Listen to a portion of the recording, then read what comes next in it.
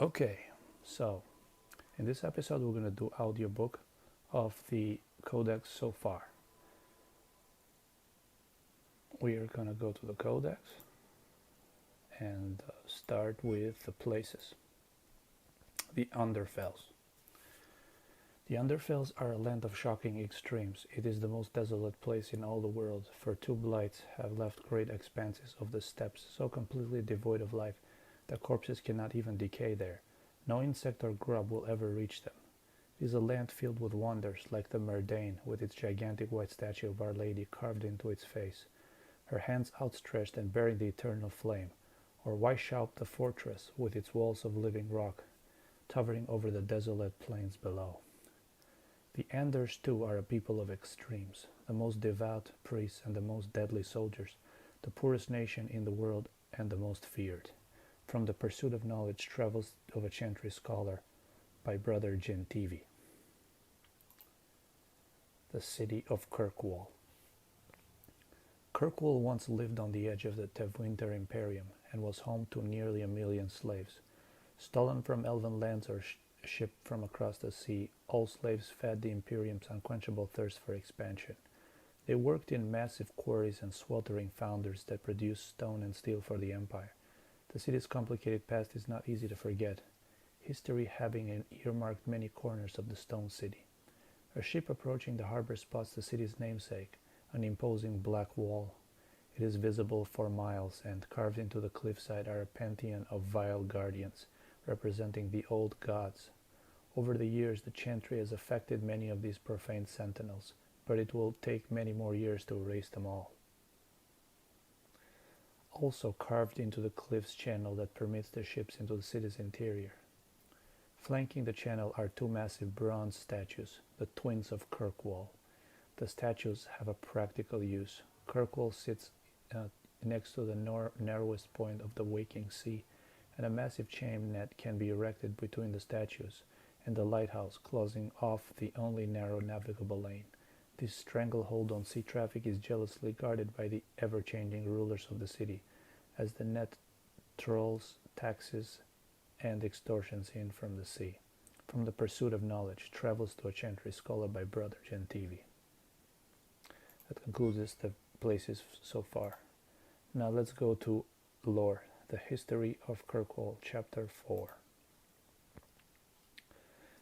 The Threnhold family assumed its foreboding control of the city at the very onset of the Dragon Age, less than a week after Maric Therein took the Ferelden throne from Morales. Since this was followed by civil war in Antivia, the much maligned Three Queens era, and a coup in the Tevinter Imperium, many thought that the Dragon Age would bring devastating change. Perhaps this was a hasty estimate, but it was true for Kirkwall. Viscount Chivalry Threnhold was a vicious thug who took power through a campaign of intimidation, and his son Perrin, who succeeded him in 914 Dragon, was even worse.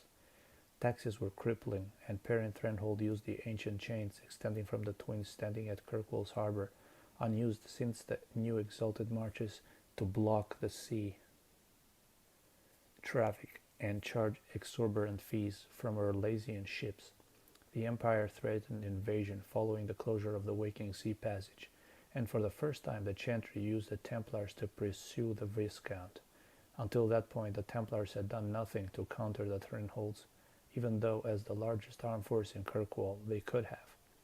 Knight Commander Julian's only written comment was in a letter to Divine Beatrix III. It is not our place to interfere in political affairs. We are here to safeguard the city against magic, not against itself. The Divine, as a friend to the Emperor, clearly had other ideas.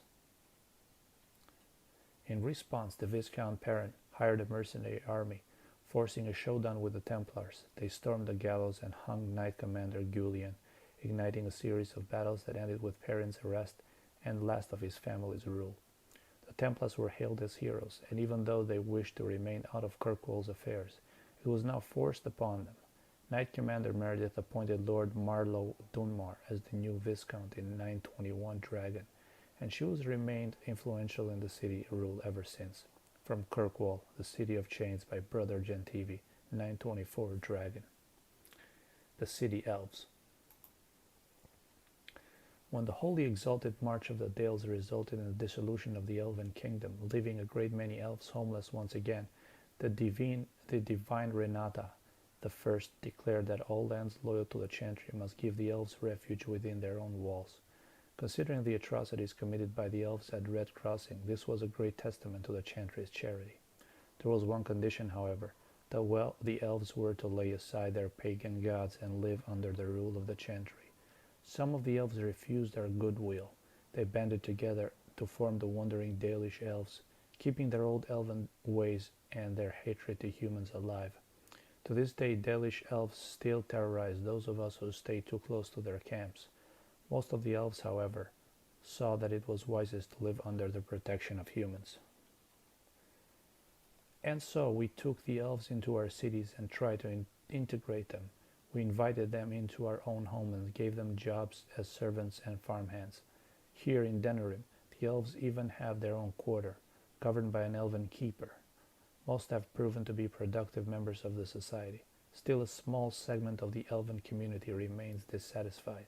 These troublemakers and malcontents roam the streets causing mayhem, rebelling against authority and making a general nuisance of themselves.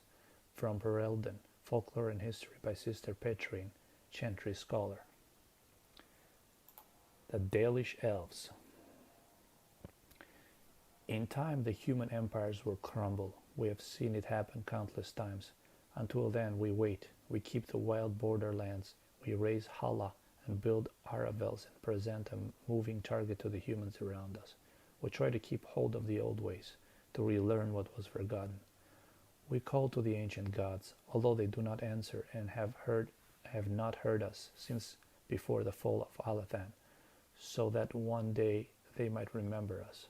Eldragan, the oldest of the Sun, and he who overthrew his father, Mithil the Protector, Fenneheron the Dread Wolf, Andruil the Huntress, Falodin the Friend of the Dead, Dithaman the Keeper of Secrets, Gilhanian the Mother of Hala, June the Master of Crafts, and Silace the Hearthkeeper.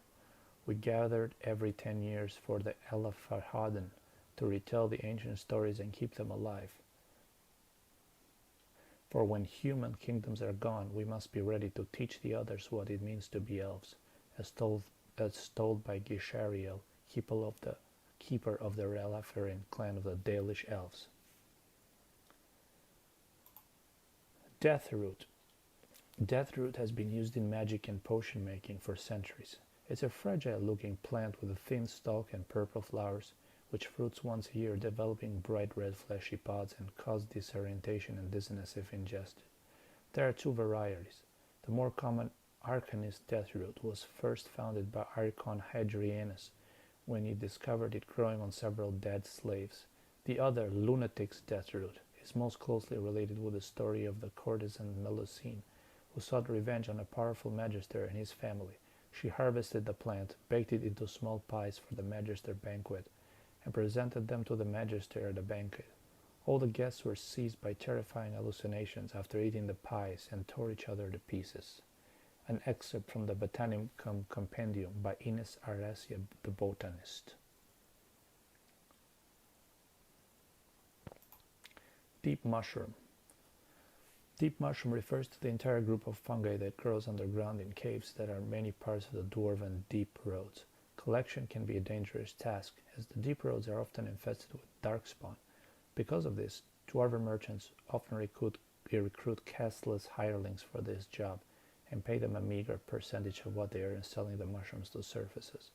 The most common varieties used in the herbalist trade are the brightcap, ghoul's mushroom, and brimstone mushroom, although almost all of them of which tend to carry the darkspawn's corruption. While they cannot transmit the disease, this trait often makes them quite poisonous. Deep mushrooms should not only be handled by experienced herbalists and should never be consumed without first being adequately cleaned and prepared. Careless consumption has been known to cause insanity, several abdominal cramping, and even death. An excerpt from the Botanicum Compendium.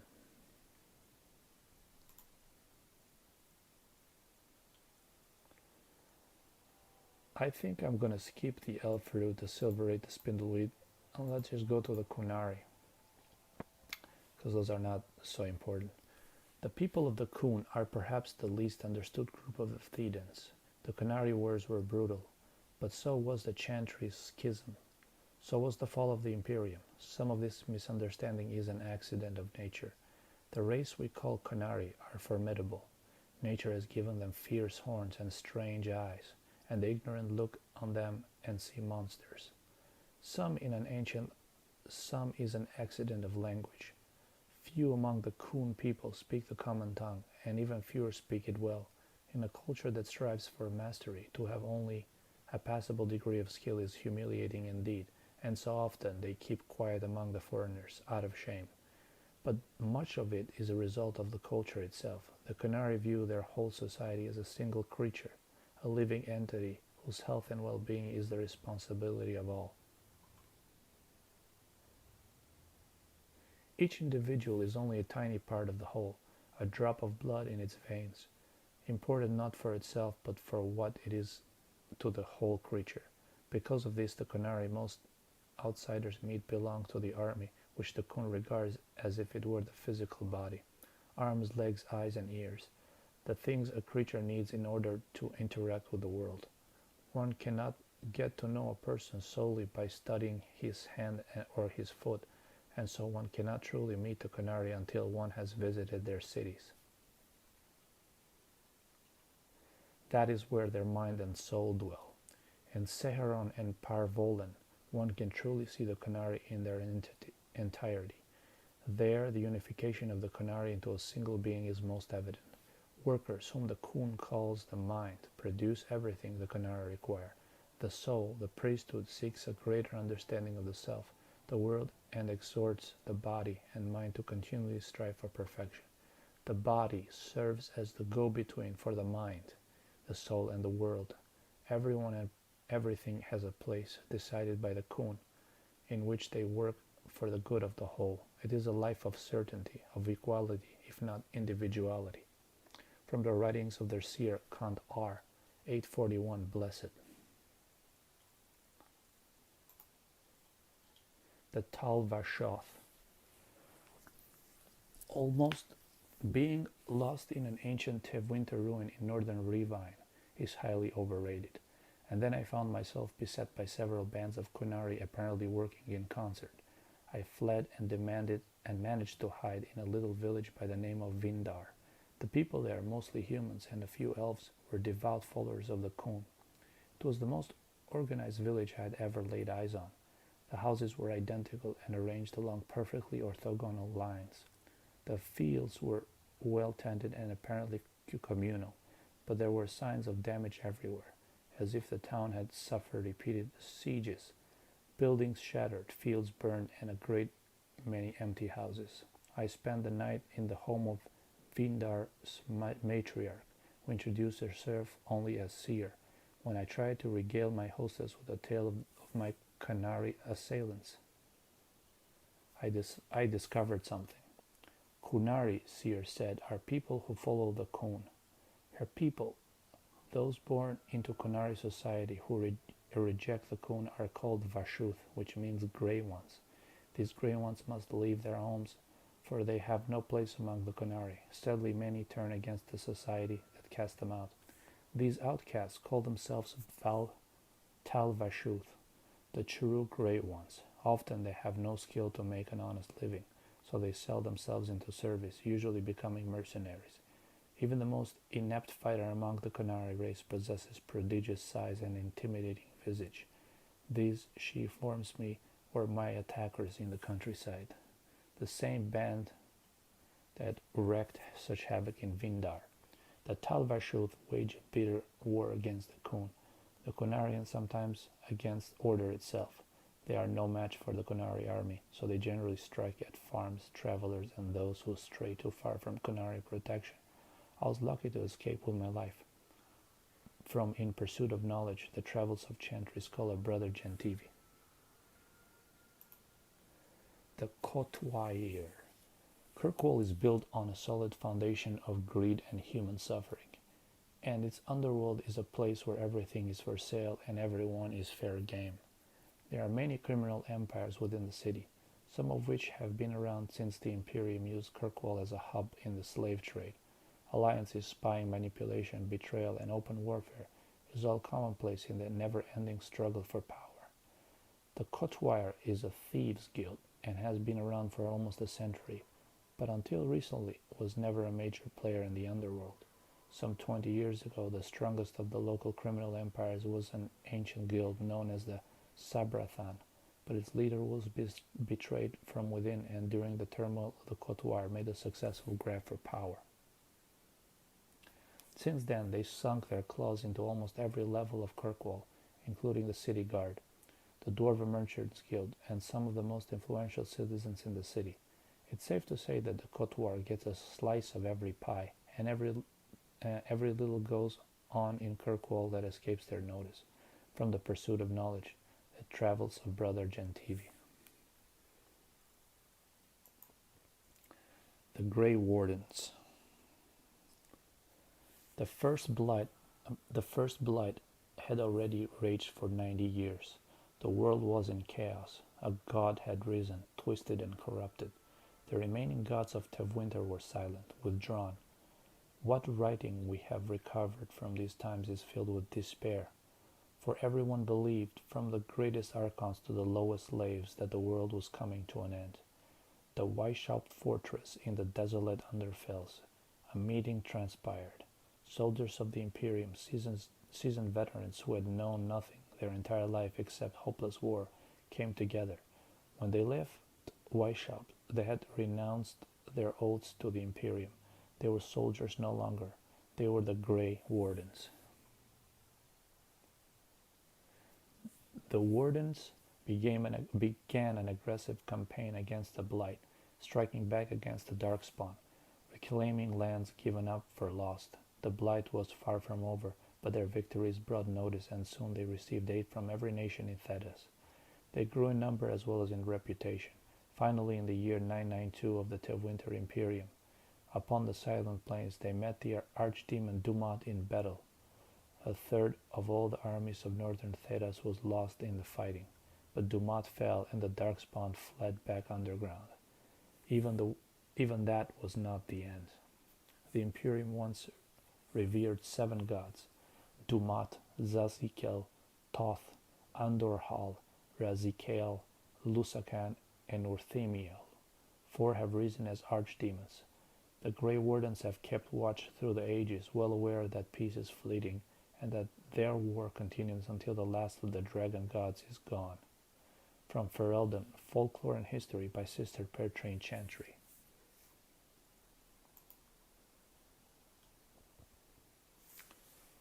An honest answer regarding apostates. A mage who does not receive the teachings of the circle and who does not have the words of Andraste in her heart is an apostate, a danger for us all. Without the guidance of the Holy Chantry, a mage may foolishly dabble in the darker arts, blood magic, or demon summoning, thus becoming a maleficarum, and a mage's mind will ever be a doorway to spirits of the fade. Without proper instruction, this doorway remains open and unsecured. If a demon should come through this doorway and possess a mage, an abomination is created. Abominations know only madness. They cannot be reasoned with and will slaughter man, woman, child without thought. Whole cities have fallen to these creatures. Thousands have died at their hands. The Chantry and her Templars have a duty to ensure that this does not happen. If I knew a better way to deal with magic, I would seize upon it immediately. You say we should let the mages guard themselves. I tell you that this is no solution. Look at the Tevwinter Imperium. Their magistrates do not know restraint. Without Chantry oversight, the magistrates abuse their power. Those without magic are trampled underfoot and forced to serve. Slaves are slaughtered by the hundreds to feed the magisters. Hunger for power. Even some mages are not spared, for in mages, as in all humans, there exists a spectrum. On one end, the very powerful, on the other, those who can barely light a candle. The Empire cares only for the strongest, and those who do not compare favorably are thrown into the wolves. Imagine your children growing up in such a world. If a mage asks it of you, You would have to give him your daughter, not knowing what his or her plans might be. You could not resist him, and neither could she. Without our Templars and without the Circle, the common man would have no defense against magic. We must deny the mages certain freedoms for the common good. I wish there was another way. I tell the apprentices this is the test of their faith, that it is the will of the Maker. Many understand that we do what we do for their own good. Excerpt from a letter from Grand Cleric Francesca Starkhaven of Lord Guthrie Albhaus. The Darkspawn. Those who have sought to claim heaven by violence destroyed it. What was golden and pure turned black. Those who had once been mage lords, the brightest of their age, were no longer men, but monsters. Threnodies 12:1. Sin was the midwife that ushered the Darkspawn into the world. Magisters fell from the Golden City, and their fate encompassed the whole world, for they were not alone. No one knows where the Darkspawn came from. A dark mockery of men in the darkest places they thrive, growing in numbers as a plague of locusts will. In raids they will often take captives, dragging their victims alive into the deep roads. But most evidence suggests that these are eaten. Like spiders, it seems Darkspawn prefer their food still breathing. Perhaps they are simply spawned by the darkness. Certainly we know that evil has no trouble perpetuating itself. The last blight was in the Age of Towers, striking once again at the heart of Tevwinter, spreading south into Orailis and east into the free marshes. The plagues spread as far as Ferelden, but the withering and twisting of the land stopped well beyond our borders. Here Darkspawn have never been more than stuff of legends. In the northern lands, however, particularly Tevwinter and the Underfells, they say Darkspawn haunt the hinterlands, preying on outlying farmers and desolate villagers, a constant threat. From Ferelden, Folklore and History, by Sister Perrine.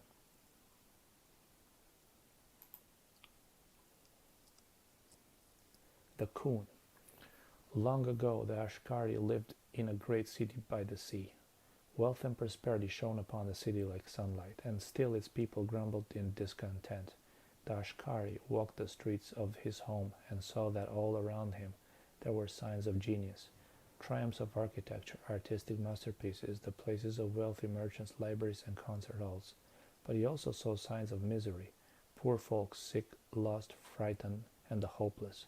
And the Ashkari asked himself, how can one people be both wise and ignorant, great and ruined, triumphant and despairing? So the Ashkari left the land of his birth, seeking out other cities and nations, looking for a people who had found wisdom enough to end hopelessness and despair.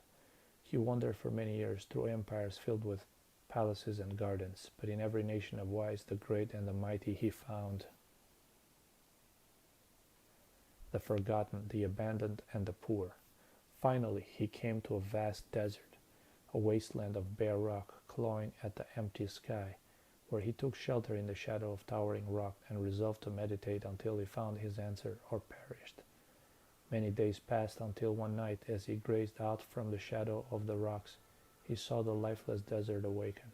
100,000 locusts hatched from the barren ground, and as one they turned south. A single wave of moving earth. The Ashkari rose and followed in their wake, a path of devastation, miles wide, and once verdant land turned into waste. And the Ashkari's eyes were opened.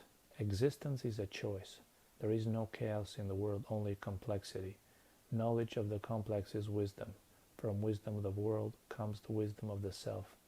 Mastery of the self is mastery of the world. Loss of the self is the source of suffering.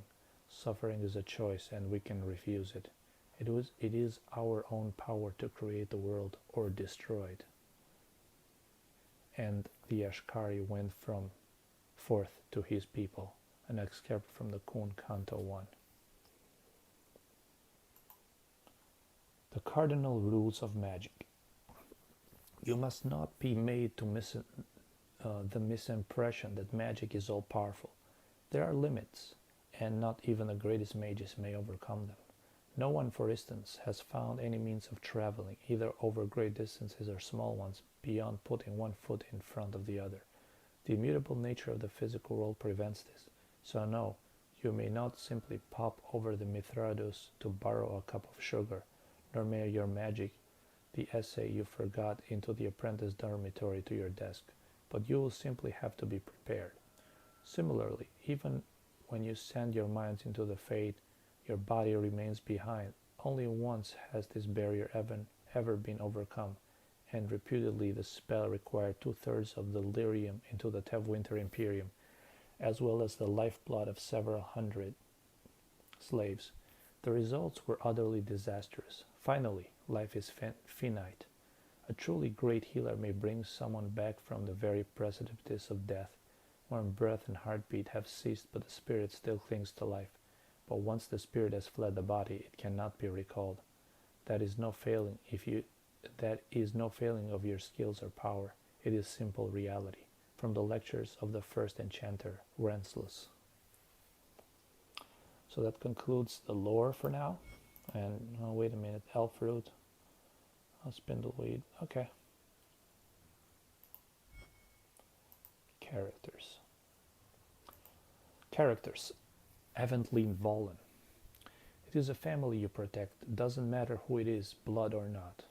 Evelyn was born in Oralis, but she never knew the country. Her father, Benoit de Luc, was a chevalier who lost his patron to the game of intrigue. He fled the Ferelden while Evelyn was an infant, and though his foldings were meager, he was determined she could have the life he had lost. She would become a knight, no matter the cost. He eventually sold everything to sponsor Evelyn into King Callan's service. Knightly skills seemed bred into Evelyn's bones, but she had her doubts, starting with her namesake, Sir Evelyn. The first female knight of Oralis was orphaned, mocked for her looks, and murdered when she dared stand with men in tournament. Her glory lies in tragedy, but the living Evelyn doesn't revere sacrifice. A principled death is still death. Her father was proud of her, but she would never be the knight she wished for. Evelyn married Wesley Vollen while serving in the Ferelden army. They were kindred spirits and determined guardians. His death during the Blight scarred her, not just his loss, but that she failed to protect him. Evelyn has healed in the past year, but she has yet to forgive herself. Accordingly, she is fiercely protective of the Hawks and Garrett.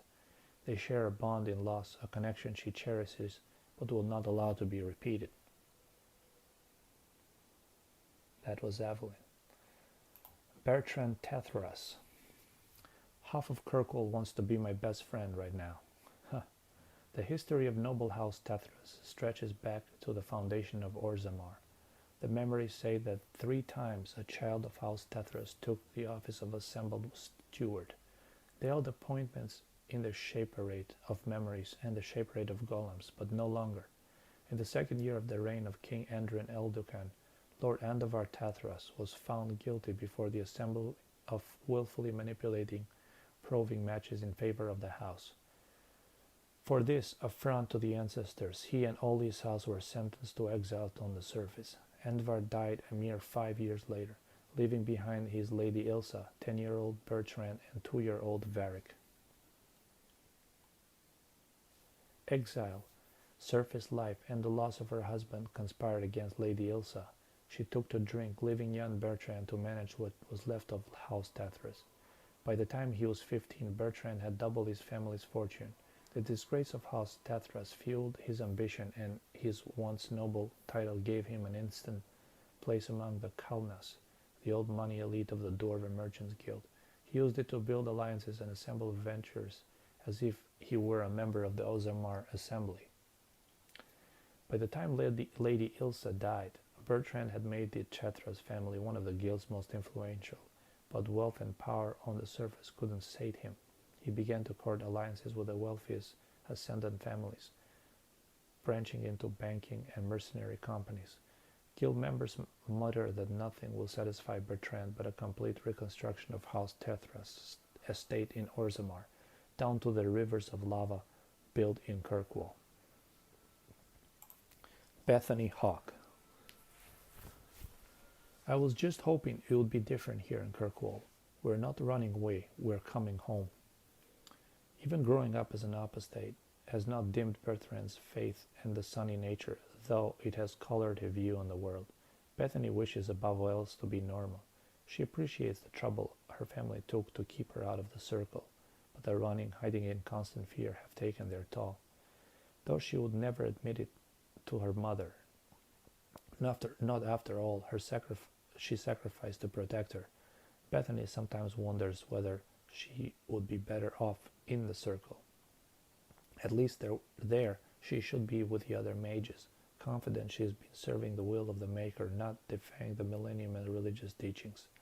Still, her first loyalty is to her family. Despite her doubts, she gladly embraces her magic if it has kept them safe.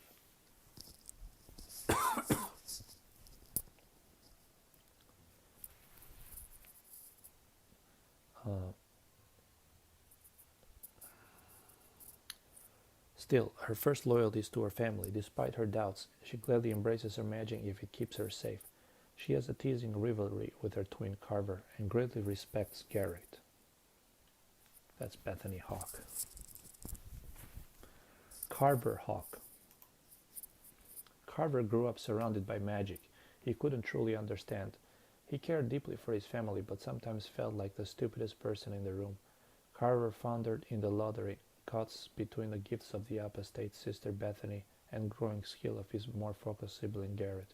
But even as Carver groused about his lot, he remained dedicated to protecting those he loved. He didn't think twice about sacrificing himself to save his mother during the fight from the Darkspawn.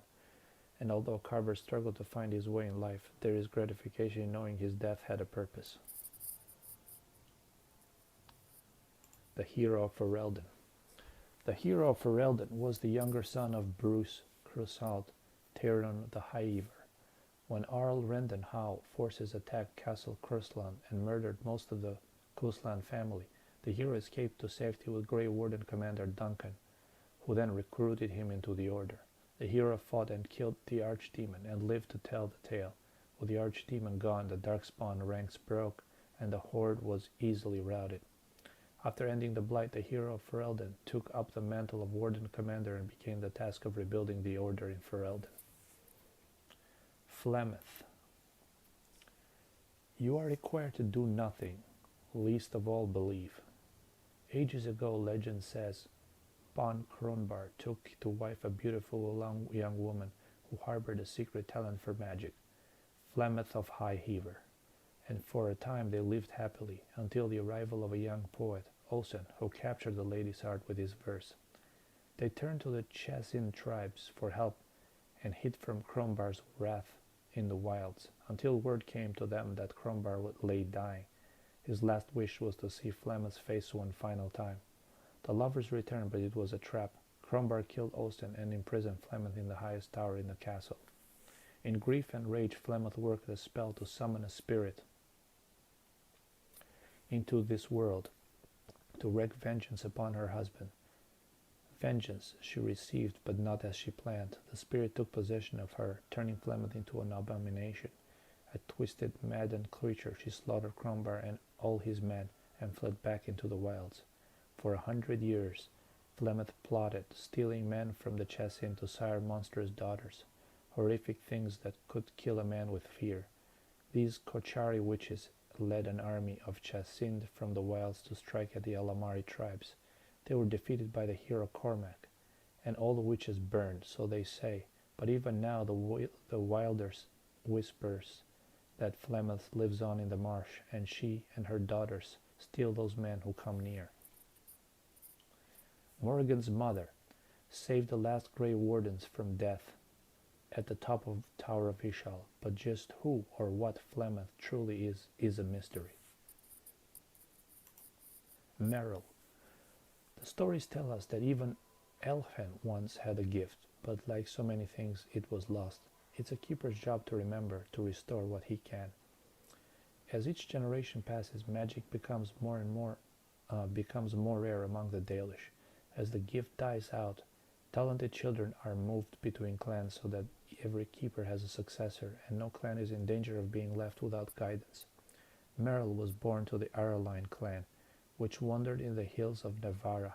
She was the third child of the clan, with the ancient gift born to her. When the next Olivethan gathering of the clans occurred, she was given to the Sarbai clan to be first of Keeper Methari. Merrill was just 11 years old. No, Merrill was just 4 years old. She spent most of her life in Ferelden and the Kochari Wilds until her clan was driven north by the Blight. Garrett Hawke, the son of Malcolm Hawke and Leandra Amwell. Garrett has lived in many places throughout Ferelden. His father and younger sister Bethany were apostate mages. Thus the family was constantly on the move, avoiding Templar hunters. 10 years ago, the family settled in the village of Lothering, building a home in the outskirts and making a life where they wouldn't forever be on the run. Though Leandra worried constantly that the Templars would one day catch up with them, Malcolm kept his abilities a secret and taught his daughter to do the same. He died 3 years ago, leaving Garrett responsible for the welfare of his mother and younger siblings. When the Blight began, Garrett and Carver quickly enlisted in King Callan's regiment. The horde spilling from Kochari Wilds meant their home would be quickly overrun if the Darkspawn were not defeated immediately. However, the Battle of Ostrogar ended with the betrayal and death of King Callan. Garrett and Carver barely escaped the chaos with their lives and returned to Lothering to get their mother and Bethany out with only moments to spare. Varric Tethras. I know everyone in the city worth knowing. Varric was born 3 years after his father's exile from Orzammar into the world of the Merchants Guild. The ancestors never spoke, and paragons were the heroes in tall tales. The number of dances Kalna Lady gave to a lowborn ascendant boy were more pivotal than the reign of kings, while Bertrand ran the business and drove House Tethras ever higher up the social order. Varric looked after the family and their retainers. His mother, Lady Ilsa, suffered terribly from the trauma of her disgrace and exile, finding solace in liquor and smoke. It fell to her younger son to try to curb the worst of her drunken rages, to keep her from becoming a matter of public scandal, and to care for her when she fell ill from her excesses. Though he is famous throughout the Merchants Guild for his stories, Varric speaks rarely of himself or for his family. Most of Kirkwall knows him. Everyone has bought him a drink at least once, for the sake of his fictitious rather than his family connections.